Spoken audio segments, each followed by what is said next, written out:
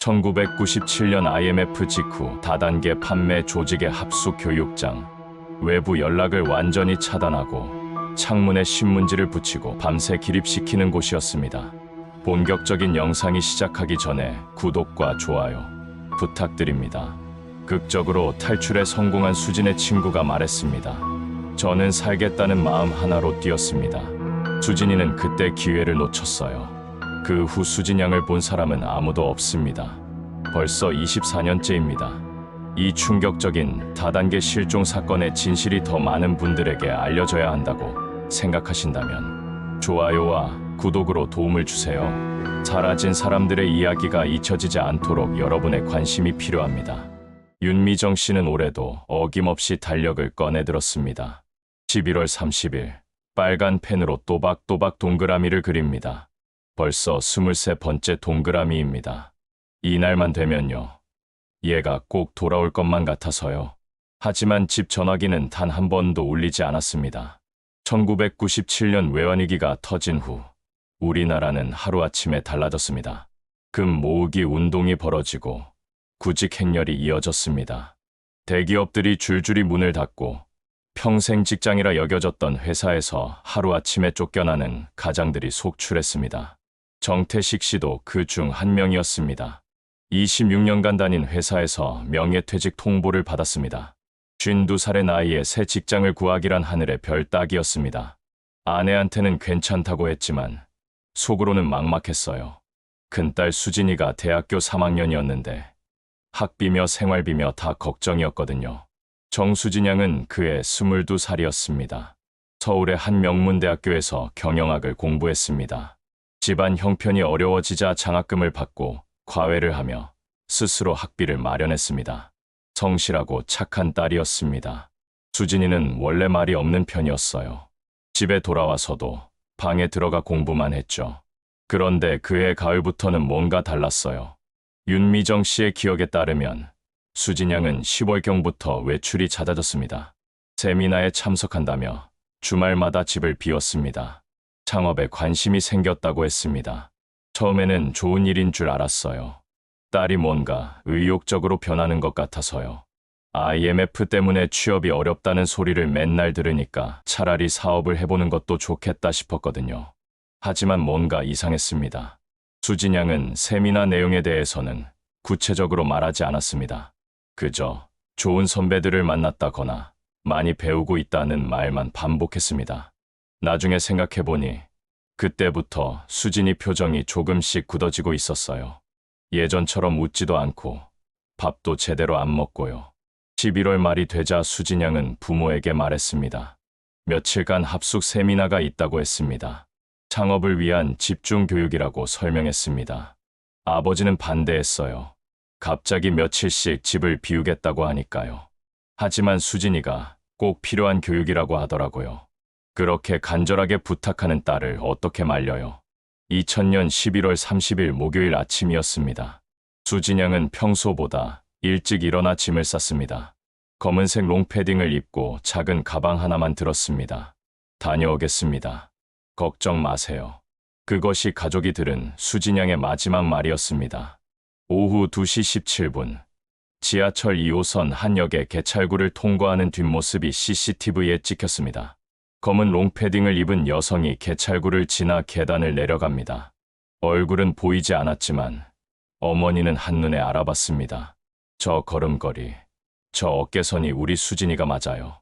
하지만 그 이후의 행적은 묘연했습니다. 사흘이 지나도 수진 양은 돌아오지 않았습니다. 집에 전화도 없었습니다. 윤미정 씨는 전화기 앞을 떠나지 못했습니다. 혹시 전화가 올까봐 화장실도 못 갔어요. 그냥 전화기만 바라봤어요. 일주일이 지나자 정태식 씨는 경찰서로 향했습니다.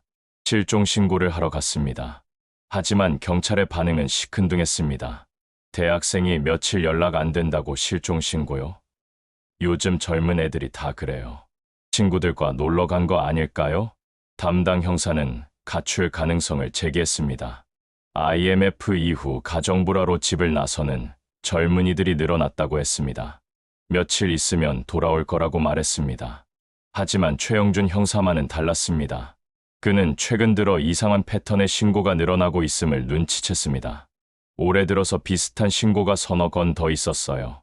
모두 대학생이나 취업준비생들이었죠. 창업 세미나나 취업 설명회에 간다고 하고는 연락이 끊어진 겁니다. 동료 형사들은 여전히 단순 가출로 봤습니다.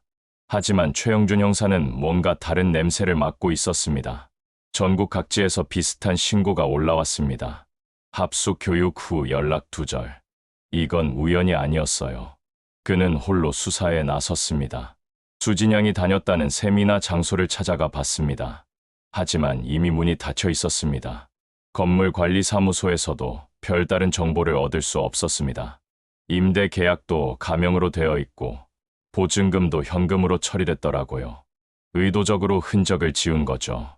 최영준 형사는 수진양의 대학교 동기들을 만나기 시작했습니다. 그 과정에서 박민호라는 선배의 존재를 알게 됐습니다. 수진이를 세미나에 데려간 사람이 박민호였어요. 졸업한 지 몇 년 된 선배였죠. 창업 멘토링을 해준다고 했대요. 하지만 박민호 역시 행방이 묘연했습니다. 그가 다니던 직장에서도 몇 달 전부터 출근하지 않는다고 했습니다.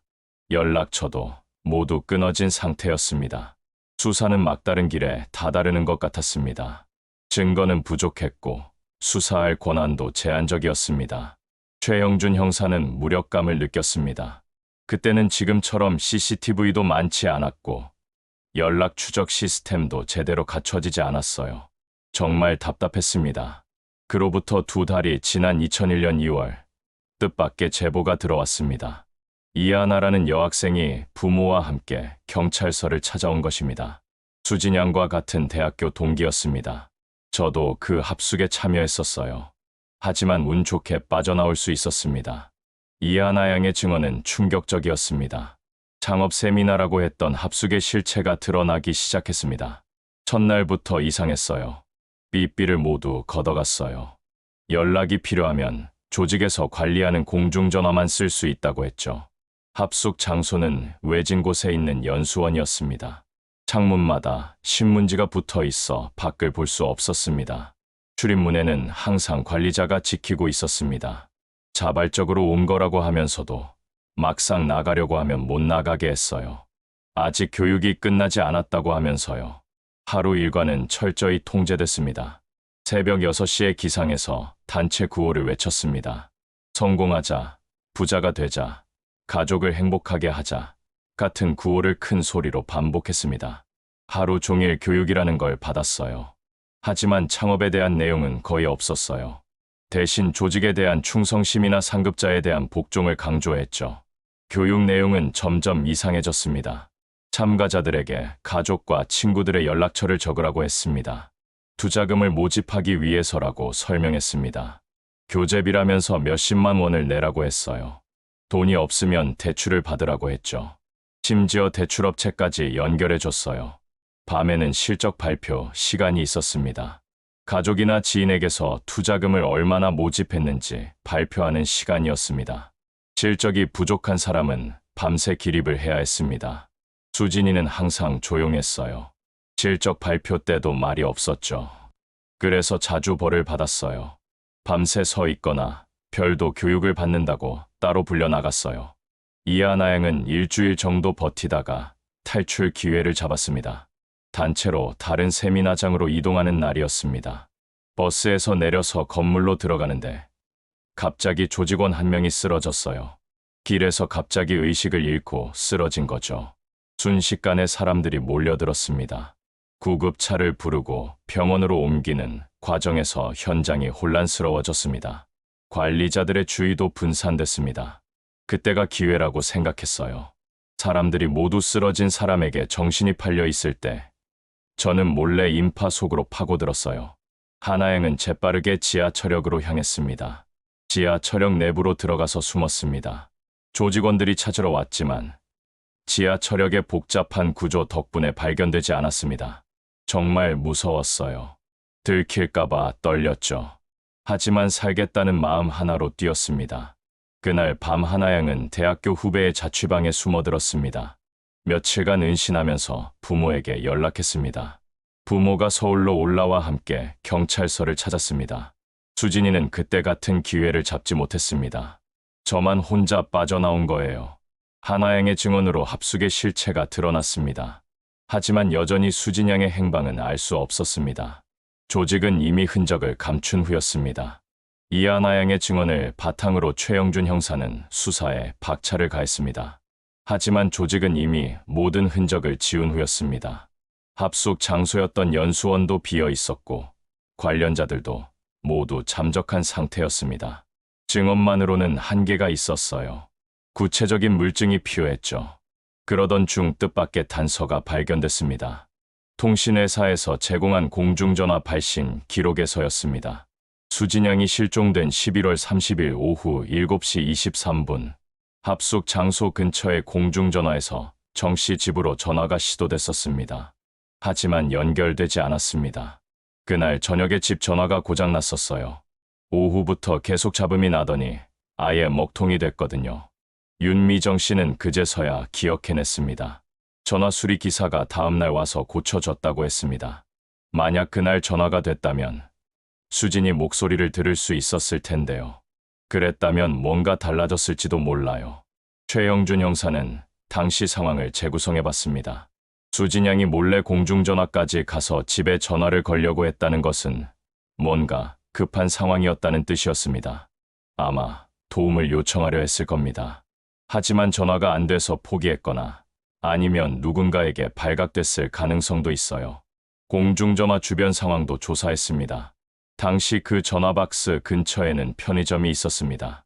편의점 사장의 증언에 따르면 그날 저녁 젊은 여성이 전화를 걸고 있었다고 했습니다. 혼자 온 건 아니었어요.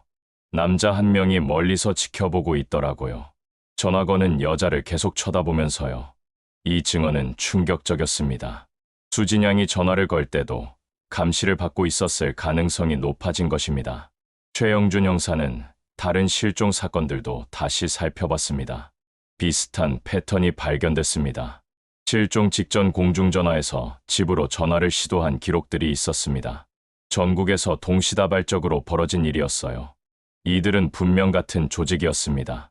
하지만 수사는 여전히 어려웠습니다. 조직의 실체를 밝히기에는 증거가 부족했습니다. 게다가 피해자들의 소재도 파악할 수 없었습니다. 그때만 해도 이런 다단계 조직에 대한 법적 근거가 미비했어요. 사기죄로 입건하려 해도 피해자가 없으면 어려웠죠. 2001년 여름 또 다른 제보가 들어왔습니다. 부산에서 비슷한 조직이 적발됐다는 소식이었습니다. 하지만 거기서도 수진 양의 행방은 찾을 수 없었습니다. 정태식 씨와 윤미정 씨는 직접 발로 뛰기 시작했습니다. 전국의 연수원이나 수련원을 찾아다녔습니다.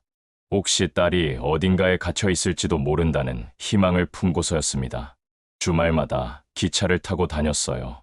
아무리 작은 단서라도 놓치고 싶지 않았거든요. 하지만 매번 허탕이었습니다. 그들이 찾아간 곳마다 이미 문이 닫혀 있거나 전혀 다른 용도로 쓰이고 있었습니다. 언론에서도 관심을 보이기 시작했습니다. 전국 각지에서 비슷한 실종 사건이 연이어 터지면서 사회적 이슈가 된 것입니다. 젊은이들을 노린 신종 사기 조직이 기승을 부리고 있다는 기사들이 나왔습니다. 하지만 구체적인 해결책은 나오지 않았습니다. 시간이 흐를수록 가족들의 마음은 더욱 무거워졌습니다. 특히 어머니 윤미정 씨는 자책감에 시달렸습니다. 내가 그때 더 관심을 가졌다면, 딸이 변하는 걸 미리 알아챘다면 이런 일이 없었을 텐데요. 하지만 이런 자책은 부질없는 일이었습니다. 당시 상황에서는 누구라도 속을 수밖에 없는 교묘한 수법이었기 때문입니다. 2003년 봄, 최영준 형사에게 또 한 번의 기회가 찾아왔습니다. 대구에서 대규모 다단계 조직이 적발된 것입니다. 수백 명의 젊은이들이 연루된 사건이었습니다. 이번에는 다를 거라고 생각했어요. 조직의 규모도 크고 증거도 충분했으니까요. 하지만 그곳에서도 수진 양을 찾을 수는 없었습니다. 구조된 사람들 중에는 수진 양과 비슷한 처지의 피해자들이 많았지만 정작 수진 양은 없었습니다. 그들 대부분이 몇 년 동안 그곳에 있었어요. 가족과 연락도 끊긴 채로요. 하지만 수진 양에 대해서는 아무도 모른다고 했어요. 구조된 피해자들의 증언은 참혹했습니다. 장기간 감금과 세뇌 교육, 강제 노동까지 당했다고 했습니다. 하지만 조직 내부에서도 사람들이 자주 이동됐기 때문에 서로를 모르는 경우가 많았습니다. 그들은 지역별로, 그룹별로 나누어서 관리했어요. 의도적으로 서로 접촉하지 못하게 했죠. 최영준 형사는 조직의 핵심 인물들을 추궁했습니다. 박민호에 대해서도 물어봤습니다. 하지만 명확한 답은 얻을 수 없었습니다. 박민호는 중간 단계의 브로커였어요. 새로운 사람들을 끌어들이는 역할만 했죠. 그 이후 어떻게 됐는지는 윗선에서만 알고 있었을 겁니다. 윗선 인물들은 이미 해외로 도피한 상태였습니다. 자금도 모두 빼돌린 후였습니다. 결국 이 사건도 미궁에 빠지고 말았습니다. 정태식 씨는 이때쯤 포기를 생각하기 시작했습니다. 몇 년간의 수색에도 불구하고 아무런 성과가 없었기 때문입니다. 솔직히 지쳤어요. 경제적으로도 어려웠고 정신적으로도 한계였죠. 하지만 아내는 아직도 포기하지 않고 있었어요. 윤미정 씨는 여전히 집 전화기 곁을 지켰습니다. 혹시 딸에게서 연락이 올지도 모른다는 희망을 버리지 못했습니다. 밤에 전화가 울리면 가슴이 뛰어요. 혹시 수진이일까 싶어서요. 하지만 항상 다른 사람이에요. 최영준 형사도 마음이 무거웠습니다. 경찰로서 할 수 있는 모든 것을 다했지만 결국 수진 양을 찾아주지 못했기 때문입니다. 그 시절 이런 다단계 실종 사건은 전국에서 연달아 터졌습니다. 제대로 구한 경우는 손에 꼽혔습니다. 수진 사건은 평생 한으로 남았습니다. 2005년 최영준 형사는 다른 부서로 전보됐습니다. 하지만 수진 양 사건을 완전히 잊을 수는 없었습니다. 가끔 비슷한 실종 신고가 들어오면 수진 양 생각이 났어요. 그때의 무력감이 다시 밀려왔죠. 그는 개인적으로도 계속 관심을 가졌습니다. 인터넷이 발달하면서 온라인에서도 정보를 찾아봤습니다. 하지만 새로운 단서는 나오지 않았습니다. 기술이 발달해도 이미 지나간 시간은 되돌릴 수 없었어요. 당시의 증거들은 이미 사라진 후였죠. 사회적으로도 변화가 있었습니다. 다단계 판매에 대한 법적 규제가 강화됐습니다. 젊은이들을 대상으로 한 예방교육도 늘어났습니다. 수진 양 같은 피해자들의 희생이 헛되지 않도록 법과 제도가 조금씩 바뀌어갔어요. 하지만 정작 가족들에게는 위로가 되지 못했습니다. 법이 바뀌어도 사라진 딸은 돌아오지 않았기 때문입니다. 2010년대 들어서는 실종자 찾기 프로그램들이 생겨났습니다. 정씨 가족도 몇 번 출연했습니다. TV에 나가서 딸 사진을 보여주고 혹시 본 사람이 있으면 연락해달라고 했어요. 하지만 확실한 제보는 들어오지 않았습니다. 비슷하게 생긴 사람을 봤다는 제보는 몇 번 있었지만 모두 다른 사람이었습니다. 시간이 흐르면서 수진 양을 기억하는 사람들도 줄어들었습니다. 대학교 동기들도 각자의 삶을 살아가야 했습니다. 처음에는 자주 연락하던 친구들도 점점 연락이 뜸해졌어요. 그럴 수밖에 없다는 걸 알지만 그래도 서운했죠. 2015년 정태식 씨는 큰 병을 앓았습니다. 오랜 스트레스와 자책감이 몸을 망가뜨린 것입니다. 병원에 입원하면서도 그는 수진 양을 걱정했습니다. 내가 죽으면 수진이가 집에 돌아와도 아빠를 못 본다고 생각하니까 더 견디기 어려웠어요. 다행히 수술이 잘 되어 회복했지만 예전 같지는 않았습니다. 그래도 딸을 기다리는 마음만은 변하지 않았습니다. 윤미정 씨는 더욱 야위어갔습니다. 20년이 넘도록 같은 자리에서 딸을 기다리는 일상이 계속됐습니다. 친구들이 이제 그만 놓아주라고 해요.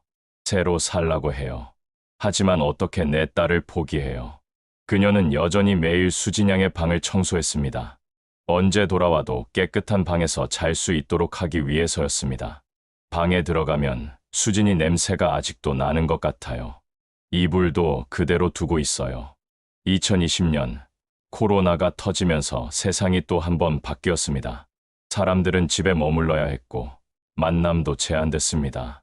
정씨 부부에게는 더욱 고립감이 깊어진 시간이었습니다.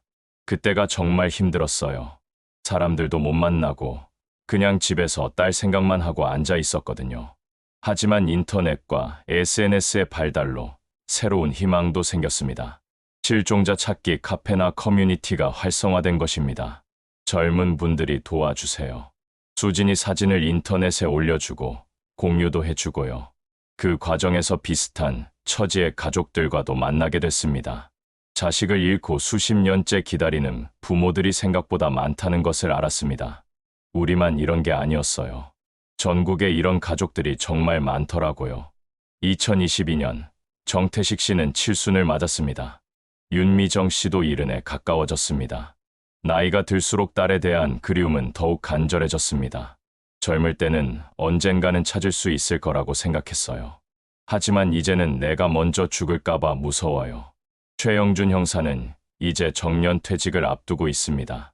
그도 세월의 무게를 느끼고 있었습니다. 경찰 생활 35년 동안 수많은 사건을 처리했지만 수진양 사건만큼 마음에 걸리는 건 없었어요. 그는 가끔 정 씨 부부를 찾아갑니다. 공식적인 수사는 끝났지만 개인적인 관심은 계속 이어지고 있습니다.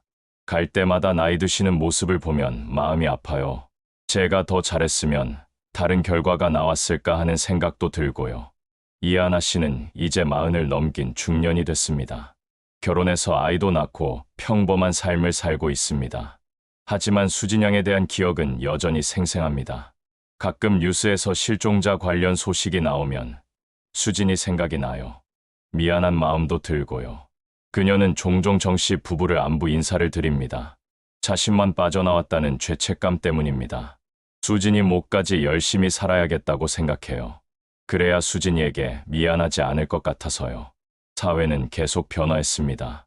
다단계 판매에 대한 규제도 더욱 강화됐습니다. 젊은이들의 경각심도 예전보다 높아졌습니다. 요즘 젊은 사람들은 그때보다 정보도 많고 조심하는 것 같아요. 그래도 여전히 새로운 수법들이 나오고 있어요. 2023년 들어서는 AI 기술을 이용한 실종자 찾기 시도도 시작됐습니다. 오래된 사진을 현재 모습으로 추정해주는 기술이 나온 것입니다. 혹시나 해서 수진이 사진도 넣어봤어요. 지금 모습이 어떨지 궁금해서요. 하지만 기술이 발달해도 이미 사라진 시간은 되돌릴 수 없었습니다. 20해가 넘는 세월 동안 많은 것이 변했지만 정 씨 가족의 기다림만은 변하지 않았습니다. 2024년 11월 30일 수진양이 사라진 지 24년 되는 날이었습니다. 윤미정 씨는 올해도 어김없이 달력에 빨간 동그라미를 그렸습니다. 24개의 동그라미가 생겼네요. 처음에는 이렇게 오래 기다릴 줄 몰랐어요. 정태식 씨는 이제 걸음이 많이 느려졌습니다. 하지만 매년 이날만은 수진양이 다녔던 대학교 앞을 찾아갑니다. 혹시 딸이 그곳에 나타날지도 모른다는 희망 때문입니다. 가끔 뒤에서 누가 아빠라고 부르는 것 같아요. 돌아보면 아무도 없지만요. 집 전화기는 여전히 제자리에 있습니다. 요즘은 집 전화를 쓰는 사람이 거의 없지만 윤미정 씨는 없앨 수 없다고 합니다. 수진이가 이 번호만 기억하고 있을지도 모르잖아요. 혹시 전화해도 연결 안 되면 어떡해요? 최근에는 손자가 태어났습니다. 둘째 딸의 아이였습니다. 아이를 보면서 수진양이 더욱 그리워집니다. 수진이도 이 나이가 됐을 텐데요. 결혼해서 아이도 낳고 저희를 할머니 할아버지라고 불렀을 텐데요. 손자를 보면서 새로운 걱정도 생겼습니다. 이 아이가 자라서 혹시 나쁜 사람들에게 속지는 않을까 하는 걱정이었습니다. 세상에는 아직도 나쁜 사람들이 많아요. 젊은 사람들을 노리는 새로운 수법들도 계속 나오고 있고요. 최영준 형사는 작년에 정년퇴직했습니다. 제가 현직에 있을 때 못다 한 일들이 아직 많이 남아 있어요. 수진양 사건이 그 중에서도 가장 큰 숙제죠. 그는 후배 형사들에게 이 사건을 교훈 삼아 이야기해 줍니다. 어떤 신고도 가볍게 넘기지 말라고 당부합니다. 초기 대응이 정말 중요해요. 시간이 지날수록 증거는 사라지고 기억도 흐릿해지거든요. 2024년 겨울, 첫눈이 내렸습니다.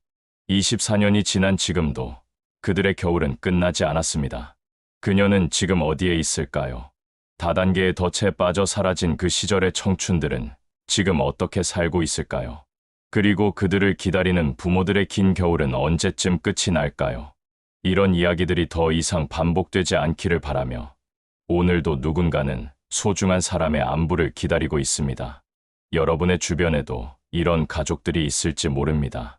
혹시 이 이야기가 의미 있다고 생각하신다면 좋아요와 구독으로 더 많은 분들이 볼 수 있도록 도와주세요. 여러분의 관심이 실종자 가족들에게는 큰 힘이 됩니다. 지금까지 시청해 주셔서 감사합니다.